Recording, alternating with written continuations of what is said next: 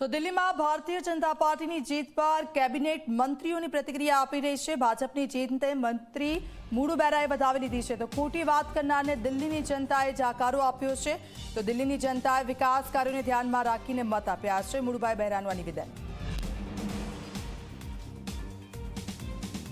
આપણે જોઈએ છીએ કે આપણા આદરણીય વડાપ્રધાન શ્રી નરેન્દ્રભાઈ મોદી સાહેબના નેતૃત્વ નીચે દુનિયામાં જે આપણા દેશની શાખ વધારી છે અને વિકાસ માટેનો હંમેશા એને વાત કરી છે અને એનાથી ખાસ કરીને ગરીબ વર્ગ જે છે, મધ્યમ વર્ગ છે, હમણાં આપણે જોયું કે કેન્દ્રનું જે બજેટ આવ્યું એમાં મધ્યમ વર્ગ અને ગરીબને ધ્યાનમાં રાખી, કિસાનો અને ખેડૂતોને ધ્યાનમાં રાખી અનેક યોજનાઓ એમાં આવી છે।